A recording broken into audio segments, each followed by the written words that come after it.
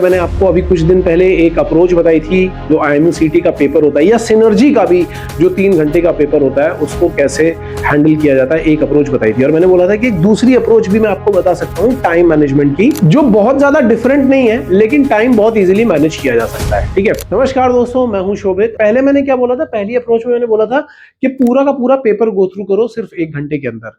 और जब आप 1 घंटे के अंदर पूरा पेपर गो थ्रू करोगे तो उसका एक फायदा क्या होता है कि हमें ये पता चल जाता है कि कौन सा सब्जेक्ट आसान है और कौन सा वाला डिफिकल्ट है, और जो बिल्कुल इजीएस्ट क्वेश्चन होते हो वैसे ही खत्म हो जाते हैं।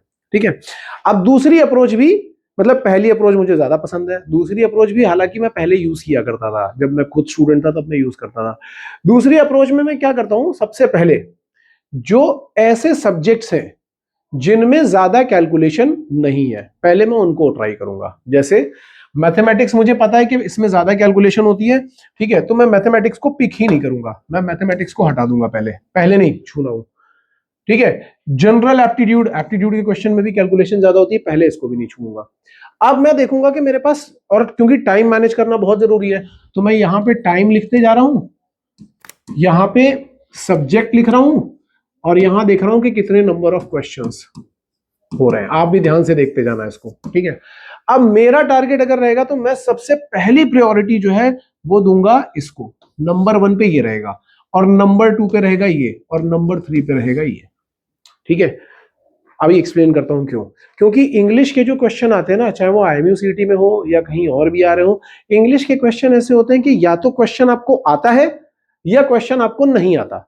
इसमें कोई कैलकुलेशन नहीं है, नाउन के लिए कैलकुलेशन, प्रोनाउन के लिए, प्रपोजिशन के लिए कोई कैलकुलेशन नहीं है, तो आता है या नहीं आता है। आपने क्वेश्चन पढ़ा, 10 सेकंड में पढ़ा, आपको आ रहा होगा तो टिक करो, नहीं आ रहा होगा तो आगे बढ़ो।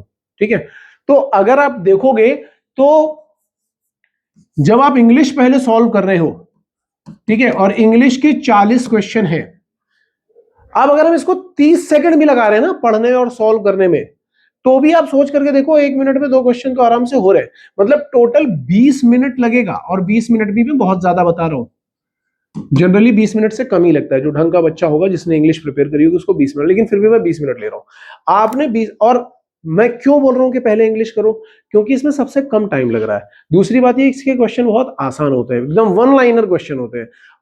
मेरा पहला प्रायोरिटी ही ये रहेगा एग्जाम में कि मैं इंग्लिश सबसे अच्छी करके जाऊं। इंग्लिश सबसे अच्छी करके जाने में क्या है, प्रपोजिशन पढ़ना है, पार्ट्स ऑफ स्पीच पढ़ने हैं, टेंसेस पढ़ने हैं, सेंटेंस जो जंबल सेंटेंसेस होते हैं, ये 4-5 चीजें पढ़ करके जाऊंगा। इसी से ही मैक्सिमम क्वेश्चन है, वोकैबुलरी से मैक्सिमम क्वेश्चन है। अगर मैंने 40 क्वेश्चन अटेम्प्ट किए, आप बिलीव करो इसमें से 25 क्वेश्चन ऐसे होते हैं जो बिल्कुल आसान होते हैं और जो आप बहुत आराम से कर सकते हो। यानी पहले ही 20 मिनट में आपने एक लेवरेज ले लिया है 25 क्वेश्चन का। ठीक है, अब उसके बाद दूसरी प्रायोरिटी किसकी है, केमिस्ट्री की। तो केमिस्ट्री में क्या होता है भाई, केमिस्ट्री में भी आपको सिर्फ 10 मिनट लगेगा, केमिस्ट्री में भी आपको सिर्फ 10 मिनट लगेगा। और 10 मिनट में केमिस्ट्री में भी क्या होता है ना, बहुत कैलकुलेटिव क्वेश्चन नहीं आते, बिल्कुल थ्योरी बेस्ड क्वेश्चन होंगे। केमिस्ट्री का ये फायदा है कि उसमें थ्योरी बेस्ड क्वेश्चन ज्यादा होते हैं, reaction based, theory based question होंगे।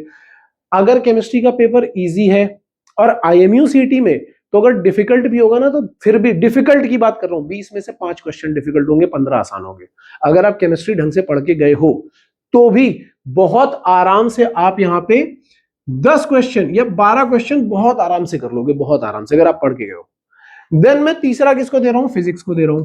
अब आप लोग बोलोगे कि नहीं सर, फिजिक्स में तो क्या होता है कि उसमें तो कैलकुलेशन होती है। भाई IMUCT में 50 में से अगर कैलकुलेटिव क्वेश्चन वो डालेगा भी ना, तो 25 से ज्यादा नहीं डालेगा, 25 से ज्यादा नहीं डालेगा। अब आप ये समझो कि ये जो 50 क्वेश्चन है, अब यहां देखना आपका 30 मिनट निकल चुका है। आप, मैं बोलूं 50 क्वेश्चन को पूरा 50 मिनट दे दो, पूरा का पूरा 50 मिनट दे दो आप। और फिजिक्स में वो क्वेश्चन ढूंढो, सबसे पहला काम क्या है, क्वेश्चन ढूंढना। कौन से क्वेश्चन, जो इजी है। बार बार मैं आपको बता रहा हूं, वो नहीं करना है कि question number 1 then 2 then 3 then 4, ये नहीं करना है। पेपर गो थ्रू करो। इस 50 मिनट को ऐसे करो कि पहले 10 मिनट में या 15 मिनट में पूरे 50 क्वेश्चन पढ़ो। आपको वो आसान क्वेश्चन मिल जाएंगे जो फटाफट हो रहे होंगे, जो डेफिनेशन बेस होंगे, जो बिल्कुल फॉर्मूला बेस होंगे, और एक बार में खत्म हो जाएंगे। और थोड़े बहुत अगर कैलकुलेशन वाले होंगे तो वो भी कर लेंगे। मतलब अगर आप 50 मिनट पूरा इसको देते हो फिजिक्स को, और पहले आप इजी क्वेश्चन ढूंढ करके खत्म कर देते हो, ठीक है, भले ही डिफिकल्ट पेपर आया हो, मैं डिफिकल्ट पेपर की बात कर रहा हूं, अगर डिफिकल्ट पेपर भी आया होगा तो भी इस 50 में से 30 क्वेश्चन, और मैं खास तौर से उनकी बात कर रहा हूं भैया जो पढ़ करके जा रहे हैं, जो घर पे ढंग से प्रिपरेशन कर रहे हैं उनकी बात कर रहा हूं। ये मत कहना कि हम कुछ पढ़ नहीं रहे लेकिन तब भी 30 हो जाएंगे, उनकी बात नहीं कर रहा हूं। जो पढ़ के जा रहे हैं, अगर आप नहीं पढ़ पा रहे हो, आपकी फिजिक्स वीक है, मैथ्स वीक है, एप्टीट्यूड वीक है, तो भैया कोचिंग ज्वाइन करो कोई ढंग की, ठीक है। तो ये आपके 30 यहाँ पे आ गए। अब देखो कितना टाइम हो गया, 30 मिनट ये हो गया, 50 मिनट ये हो गया, ठीक है, अभी भी काफी टाइम बचा हुआ है। अब हम जनरल एप्टीट्यूड पे जाते हैं। जनरल एप्टीट्यूड के लिए हमने क्या किया, 40 मिनट और लगाए। नेक्स्ट हम गए जनरल एप्टीट्यूड पे, 40 मिनट और लगाए। इसमें 15 क्वेश्चन जीके के हो सकते हैं, जिनमें से हो सकता है 4-5 आपको आ जाए, हो सकता है एक भी ना है, तो हम उस पर रिस्क नहीं ले रहे हैं। लेकिन जो 25 क्वेश्चन है एप्टीट्यूड एंड रीजनिंग के, वो सब डुएबल क्वेश्चन है, सारे के सारे डुएबल। उसमें ऐसा कोई क्वेश्चन नहीं आता कि बहुत कॉम्प्लिकेटेड है, अगर आपने वो पढ़ रखा है। क्योंकि हम लोग जब अपनी क्लासेस में पढ़ाते हैं तो भाई हम 2-2 3-3 बार एप्टीट्यूड एंड रीजनिंग रिवाइज करवा देते हैं। तो अगर आपने वो पढ़ रखा है तो इस 40 में से 25 क्वेश्चन कहीं पे भी नहीं गए। बहुत ही खराब होगा तो 20 तब भी तुम्हारे करेक्ट होंगे, मिनिमम भी लेकर के चल रहा हूं। अब आप देखो जरा टाइम कितना हो गया आपके पास, 90 मिनट्स ये हो गए, 30 मिनट्स ये हो गए। 90 + 30 कितना हो गया, 120 मिनट, मतलब 2 घंटा खत्म हो गया।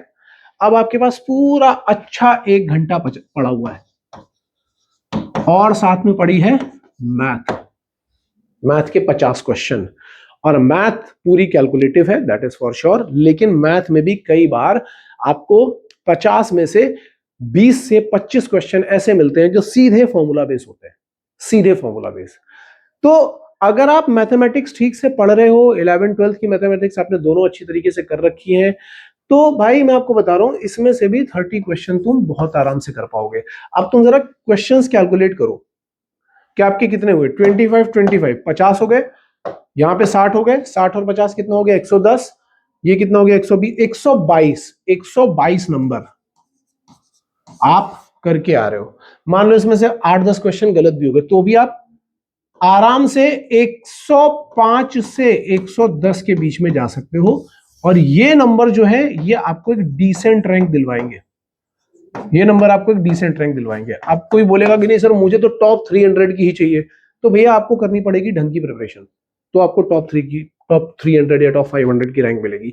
तो ये एक दूसरा अप्रोच है, इसमें हम सब्जेक्ट वाइज जाते हैं। सब्जेक्ट में भी ये मत करना कि सर मेरा फेवरेट मैथ है या मेरा फेवरेट केमिस्ट्री है, नहीं, फेवरेट मत करो, उन सब्जेक्ट पे जाओ जिन पे पहले कम टाइम लग रहा है। क्योंकि जब आप कम टाइम लगाओगे तो यहाँ पे कॉन्फिडेंस आपका बिल्डअप हो जाएगा। जनरली लोगों का क्या होता है कि वो, जैसे सपोज करो जब मैंने पहली बार एग्जाम दिया था, पहली बार मेरा फेवरेट मैथ्स था, मैं मैथ्स में पहुंच गया, मैथ्स का पेपर बाई चांस डिफिकल्ट था। अब डिफिकल्ट पेपर जब मैं दे रहा हूं तो मेरे से पहला क्वेश्चन नहीं हुआ, दूसरा नहीं हुआ, तीसरा नहीं हुआ, चौथा नहीं हुआ, तो वो जो प्रेशर फील हो रहा था ना, उस मोमेंट पे लग रहा था कि पेपर तो कुछ आ ही नहीं रहा है। तो बाद में जो क्वेश्चन आते थे वो भी नहीं हो पा रहे थे। और फिर जब पेपर खत्म हुआ तब मैंने देखा कि अरे यार मेरे, तब मैं जेई की बात कर रहा हूँ, तो मैंने देखा यार फिजिक्स के तो आसान थे, ये भी कर सकता था, केमिस्ट्री के तो आसान थे, ये भी कर सकता था, और मैंने इसके चक्कर में पूरा पेपर खराब कर दिया था। जनरली बच्चे यही करते हैं, नंबर वाइज जाएंगे, फेवरेट सब्जेक्ट पे जाएंगे।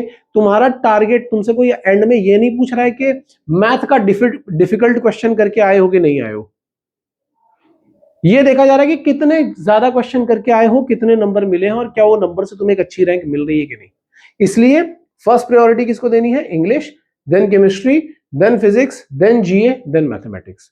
तो ये है दूसरी अप्रोच।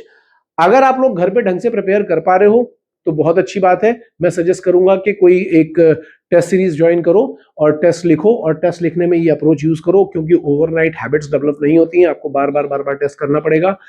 मोरओवर, अगर आपको लग रहा है कि यार थोड़ा मोटिवेशन कम हो रहा है या मुझे थोड़े पुश की जरूरत है, मैं इंटरव्यू और एग्जाम से पहले अपना मेरा इमोशनल बैलेंस जो है, वो बटन्स जो है मेरे कंट्रोल में नहीं रहते हैं, या मुझे सब्जेक्टिव नॉलेज नहीं है, मुझे सब्जेक्ट की नॉलेज चाहिए, तो आप हमारा बैच भी ज्वाइन कर सकते हो यार। हमारा बैच 5 जनवरी से स्टार्ट हो गया था। रिवीजन अब नहीं करा पाएंगे, ज्यादा लेट करोगे 15-20 के बाद करने का मतलब भी नहीं, क्योंकि 2 टॉपिक आपके वैसे ही छूट जाएंगे। तो मैं ये सजेस्ट करूंगा कि अगर ज्वाइन करना है तो फटाफट ज्वाइन कर लो। स्कॉलरशिप टेस्ट भी है, ठीक है, हमारे नंबर पे कांटेक्ट करो, मैम आपको सब कुछ बता देंगी। स्कॉलरशिप टेस्ट लिखो, अप टू 20% ऑफ आपको मिल जाएगा, और ओनली 40 स्टूडेंट है एक बैच में। Okay, so with this information, Shobhit signing off, all the best guys.